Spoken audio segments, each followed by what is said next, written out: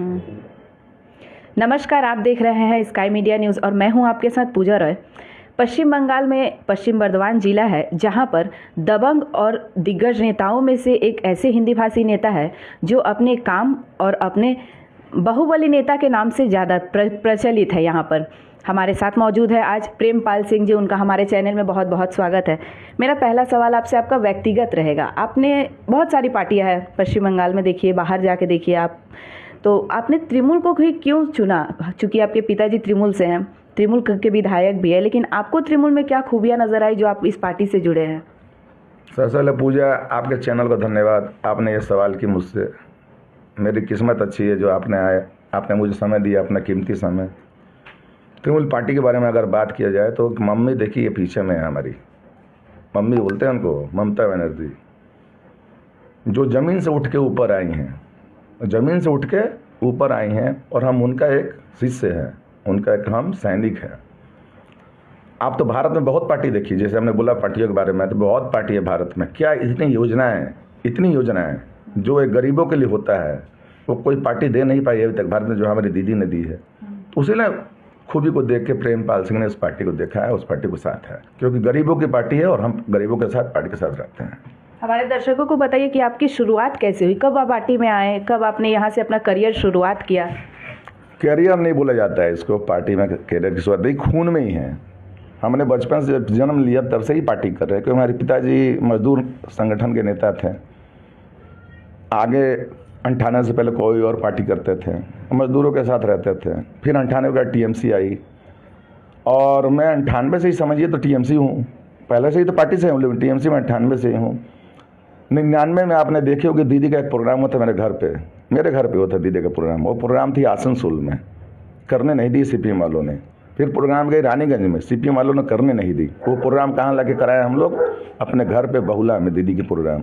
तो दीदी की मानसिकता को देख के, दीदी के आदर्श को देख के प्रेमपाल सिंह दीदी के साथ रहा और तब से राजनीति शुरू किए हैं। और आज तक आप पता करिएगा तो बाहुबली नहीं बोला जाएगा। आप पूरे क्षेत्र में, पूरे जिले में, पूरे प्रदेश में कहीं घूम लीजिएगा, किसी गरीब के पास जाइएगा, वो बताएगा आपको कि हम क्या हैं। बाहुबली है कि हम उनके सेवक हैं, हम सेवक बन के रहते हैं, उनके परिवार मानते हैं, उनको परिवार के साथ रहते हैं। मैं वो आदमी हूँ। धनबाद के रणविजय सिंह आपके बहुत करीबी माने जाते हैं, तो उनके साथ क्या संबंध है? उन्हीं को अपने आदर्श मानकर उन्हीं की राजनीति करते हैं क्या? मैं आदर्श मान तो एक जन को ममता बनर्जी, दूसरा आदर्श मेरे पिताजी। वो कोई मेरे आदर्श नहीं है, वो मेरे बड़े भैया हैं, खून है मेरे रिलेशन में लगते हैं, तो भैया के साथ मैं रहता हूँ। और जो आदर्श बोलेंगे तो हरराम सिंह से ऊपर कोई आदर्श नहीं है और बाकी दीदी है। अच्छा, आपको लेकर एक चर्चा है शिल्पांचल में कि आप बिहार और यूपी की तर्ज पे यहाँ राजनीति करते हैं, तो इसके बारे में क्या कहिएगा?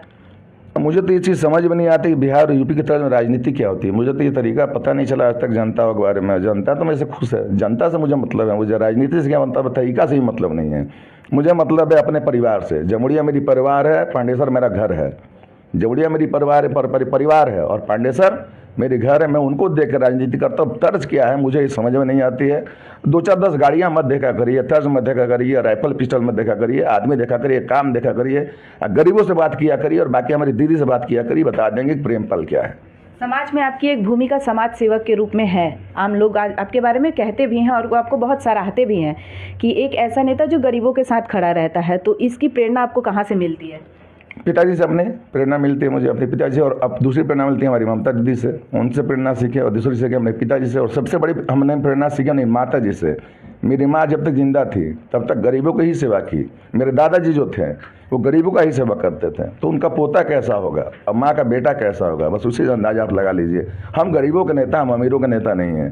पाए गरीबों के लिए हमको जो करना पड़ेगा, किडनी बेच दें, खून बेच दें, अपना रक्त दे देंगे, लेकिन गरीबों के लिए खड़े रहेंगे, गरीबों के साथ रहेंगे, जमुड़िया परिवार के साथ रहेंगे, अपने घर के साथ रहेंगे। बीच में एक आपका पारिवारिक, आपकी लड़की को लेकर कुछ विवाद हुआ था, कुछ पत्रकारों के द्वारा ये खबर भी प्रकाशित किया गया, तो ये मामला क्या था? मामला ये था कि जैसे हमने यहाँ से हम यूपी जा रहे थे अपने घर छठ पूजा मनाने के लिए, क्योंकि मेरी मम्मी का ऑर्डर आया था वहाँ से, मेरी छोटी मम्मी। तो एस्कॉर्ट लगती है ना, प्रोटोकॉल लगती है जिसको बोलते हैं प्रोटोकॉल, तो उसमें हूटर बज रही थी। प्रोटोकॉल में हूटर मतलब समझ रही ना आप, तो हूटर बज रही थी और सायरन बज रही थी। मैंने बोला बंद कर दो, मेरे सिक्योरिटी ने भी बोला बंद कर दो, लेकिन बेटी अब बच्ची है, छोटी बच्ची है, उसने बोला होटल चालू कर दो, होटल चालू कर दिया। अब भाई बेटी है, मेरी बेटी है, तो ऑर्डर तो मानेगा ही, प्रोटोकॉल ऑर्डर मान के होटल चालू कर दे, उसको ये लोग न्यूज़ बना दिए। तो क्या किया जाए, न्यूज़ वालों को हम कुछ बोल नहीं सकते हैं कि वो सर्वोपरि हैं, मीडिया हमेशा सर्वोपरि रहता है। अब इसे लेकर मार्केट में खबरें आई कि आप लोगों को, पत्रकारों को डरा रहे, धमका रहे, इस तरह की बहुत सारी ये सामने देखी गई। मैं पत्रकार को कभी धमकाया हूँ आज तक? मेरे पास आप देखेंगे सबसे ज़्यादा पत्रकार मेरे पास रहते हैं, मेरे पास साथ रहते हैं, मेरे पास रहते हैं। कोई गलत काम मैं बोलता नहीं हूँ, गलत बात बोलता नहीं हूँ। चूँकि वो ऐसी बात उनको अगर लगा तो मैंने क्या बोला, मैं आके बात करता हूँ, मैंने बोला आके बात करता हूँ, मेरी भाषा थी, बैठ के बात करेंगे, डिस्कस करेंगे क्या दिक्कत है, क्या प्रॉब्लम है। और मैंने तो बोली गलती अगर है तो मैं गलती के लिए माफ़ी मांगता हूँ, कोई दिक्कत नहीं है मुझे, मैं माफ़ी मांग रहा हूँ। अगर तृणमूल कांग्रेस की पार्टी अगर आपको चुनाव लड़वाती है तो आप चुनाव लड़िएगा? अगर दीदी बोलेंगे तो कहीं से भी चुनाव लड़ जाएंगे, बंगाल में नहीं भारत में। जहाँ से दीदी बोलेगी चुनाव लड़ जाऊंगा पूरे भारत में, जीत के भी दिखा दूंगा, क्योंकि मुझे आदत है, जमुड़िया जीत के दिखाया है मैंने, जमुड़िया चला 44 साल बाद। तो दीदी जहाँ से बोलेगी प्रेम पास की चुनाव लड़ जाएगा और जीत के भी दिखा देगा। मेरा अंतिम सवाल आपके कि राजनीति में आप कहाँ तक जाना चाहते हैं? आपकी कोई इच्छा रही है वैसी कि नहीं मुझे इस पद को पाना है, या फिर उसकी इच्छा रही है कभी? देखिए मेरी एक ही इच्छा रही है, मुझे एक ही चीज़ पता है कि बिना कपड़े के आए थे, अभी ना कपड़े के जाएंगे, जो है बांट के जाएंगे।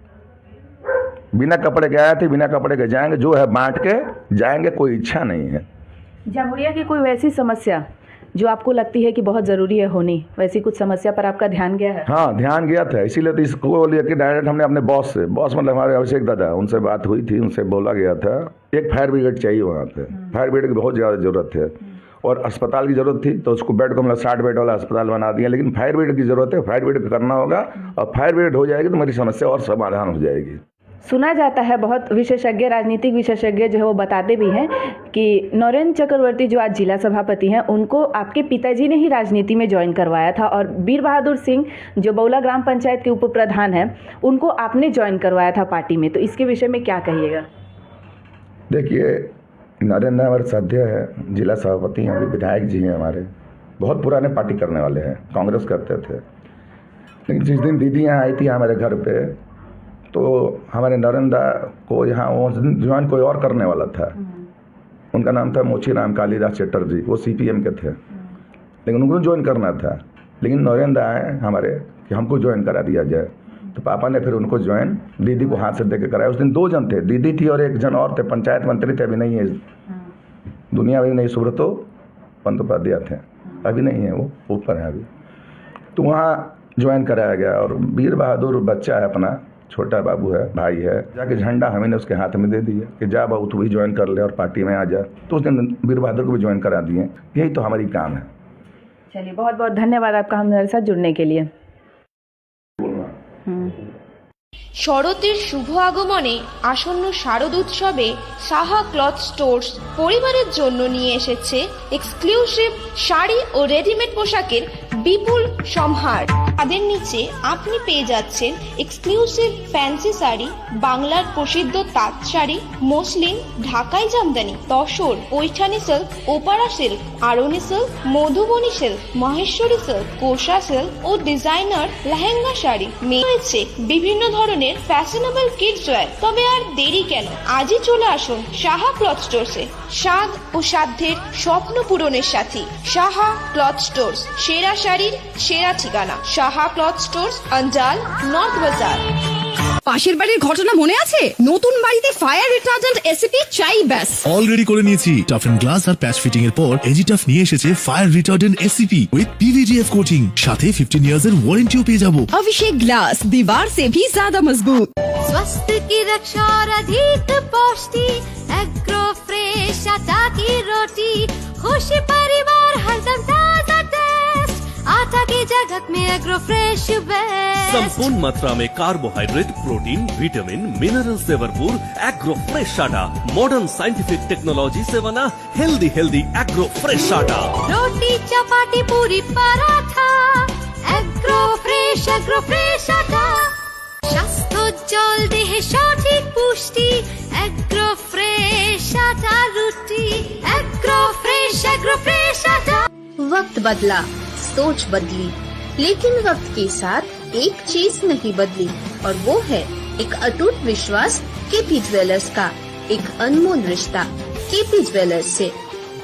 शादी हो या हो कोई त्योहार, जल्द ही मिले केपी ज्वेलर्स। केपी ज्वेलर्स, सोना चांदी के फैंसी आभूषण के निर्माता।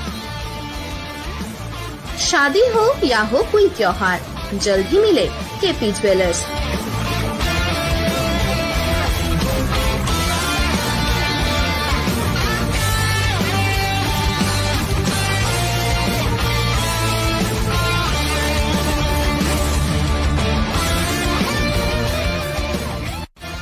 केपी ज्वेलर्स, बाजपाई मोड़, स्कूल रोड, उखड़ा।